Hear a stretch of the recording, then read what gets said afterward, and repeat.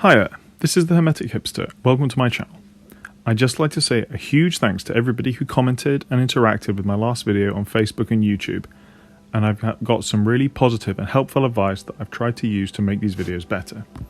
After a request by Taban and Faust on my YouTube channel asking about mage character creation, I thought this was a good topic to cover, as I remember when I first tried to make a PC for Mage the Ascension and the mistakes I made and just how confusing I found it.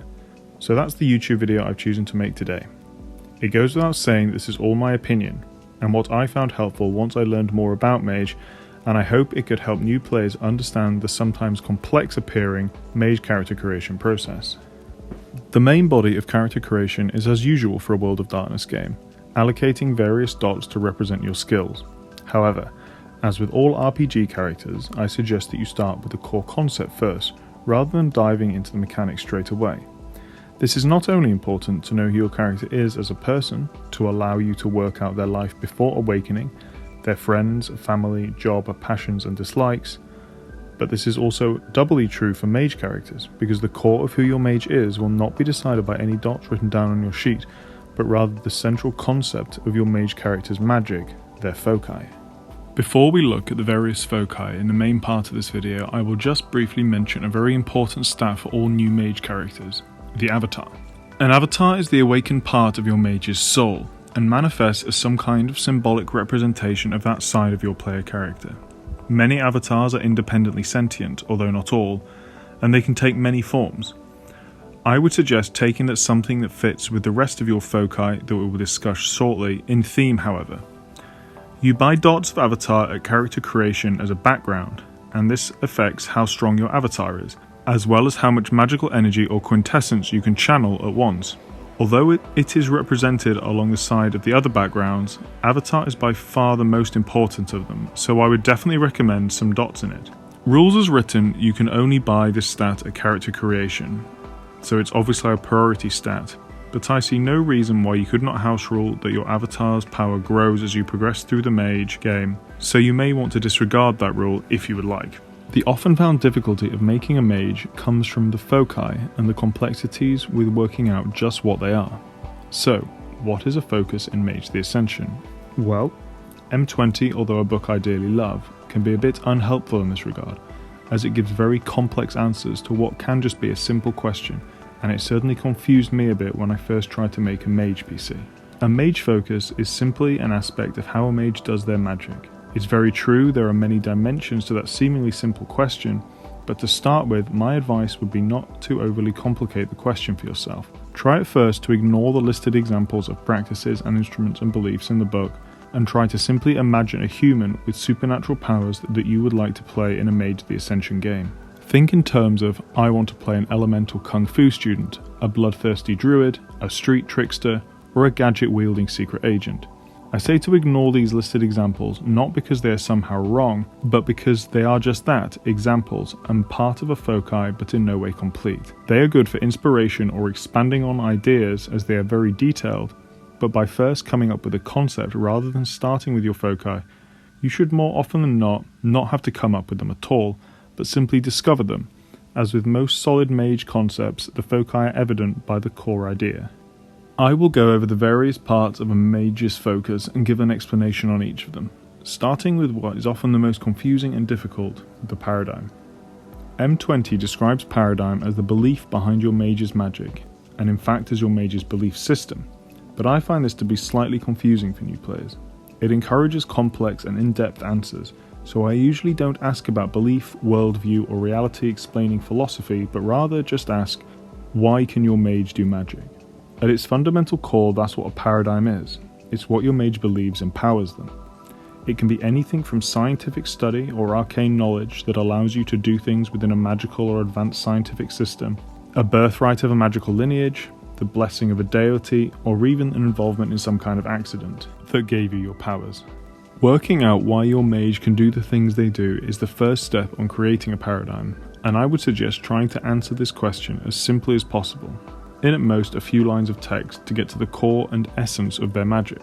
The belief system part is important, but in my experience, exploring these ideas as they solidify with gameplay can be more rewarding than having it all laid out when you start. And often you will discover things about your PC and what they believe as you play them that you had no idea about to begin with, much as how authors talk about their written characters revealing themselves to the author through the writing process. Second of the foci is practice.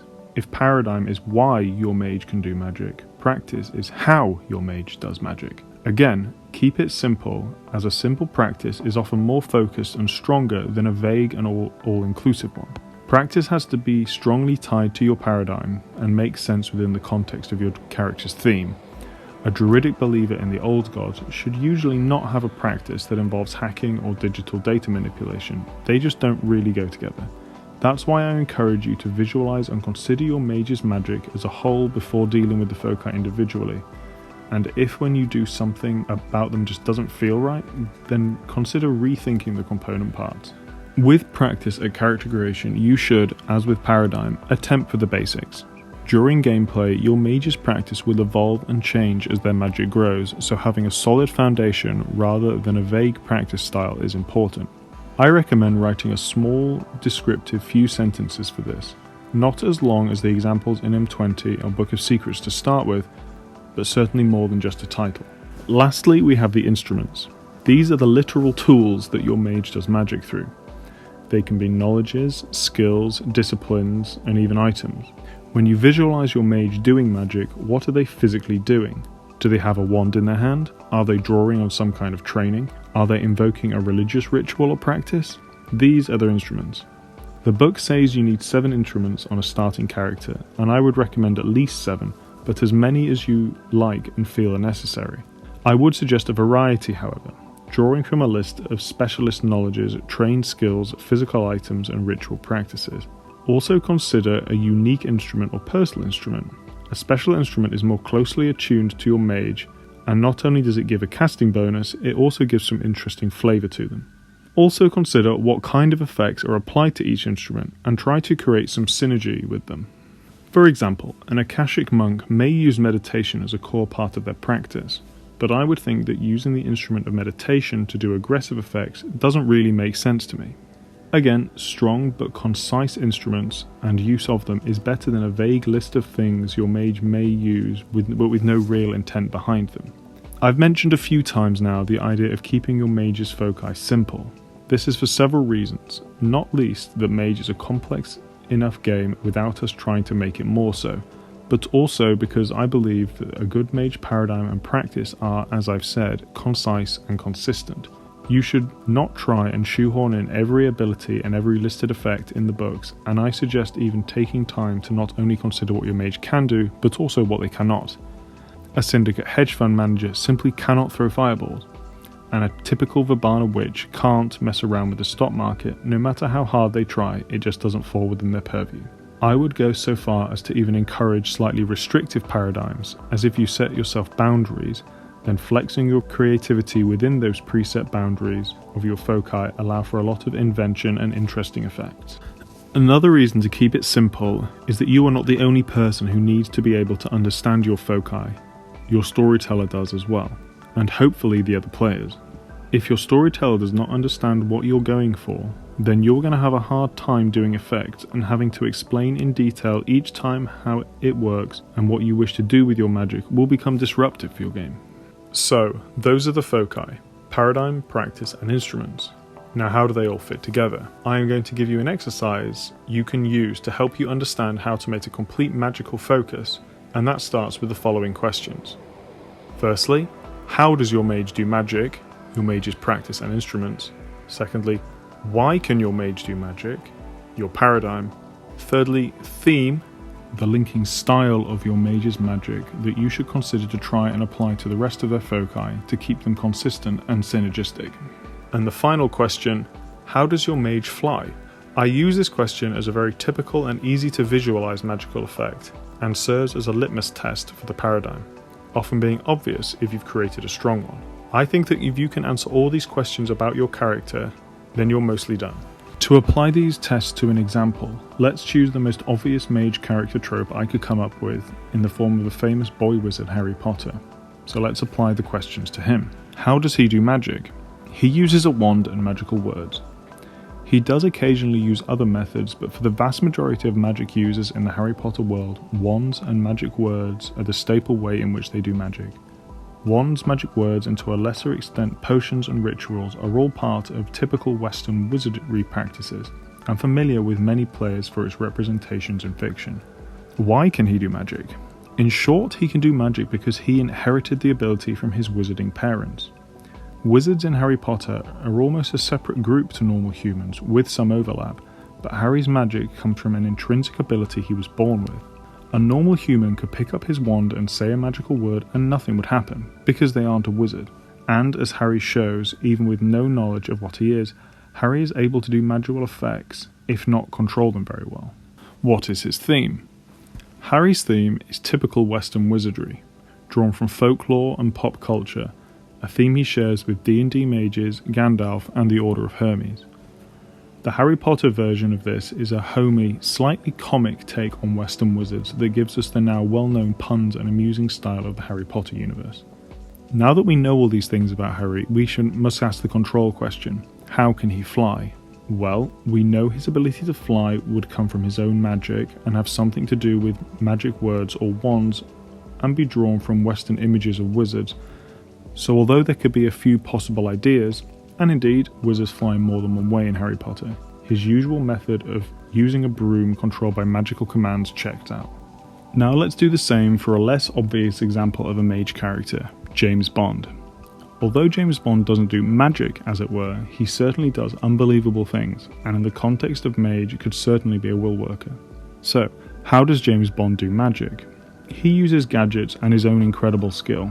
James Bond is an expert in just about everything he does, something highly unrealistic in the real world. He is a champion fencer, skier, driver, poker player, and seducer.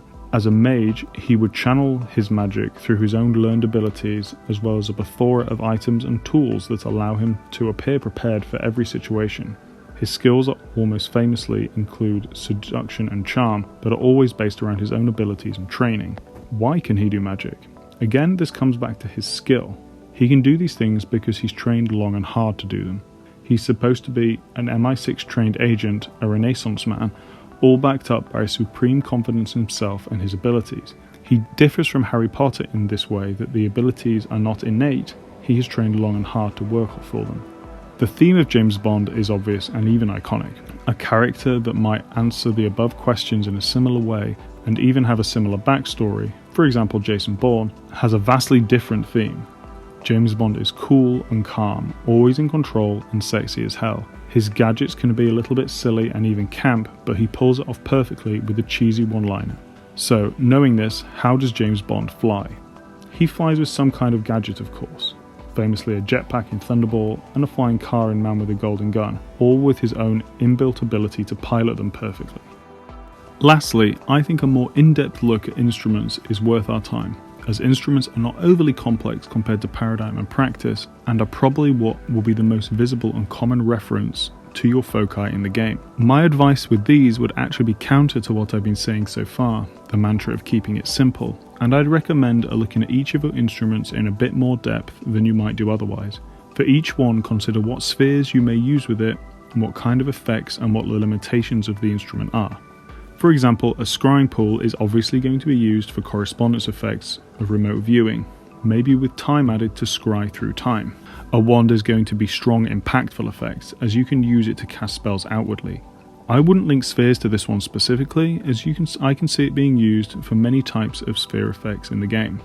Meditation or yoga, however, would be introspective effects, strengthening yourself mentally or physically, or channeling magical energy within yourself by using Prime. I've seen several mage players who've had difficulty with this aspect, with not having the surety to know how their instruments can be applied after rushing it in character creation, or becoming hung up on a single or couple of instruments that they understand and trying to use them for all of their effects. I would recommend discussing ideas with your playgroup or interested friends, as other people will help you come up with ideas and aspects of your foci that you might not have thought out on your own. Also, it can be a lot of fun. You will notice that I have not touched on the typically most exciting part of making a mage character for most, choosing your starting spheres. That is because I believe that once you have everything I've mentioned above in place, the spheres you should choose will become easily apparent to you. The kind of magic you're going for and the theme should make it clear to what type of effects and magic you will be invoking, so you can simply just take it from there.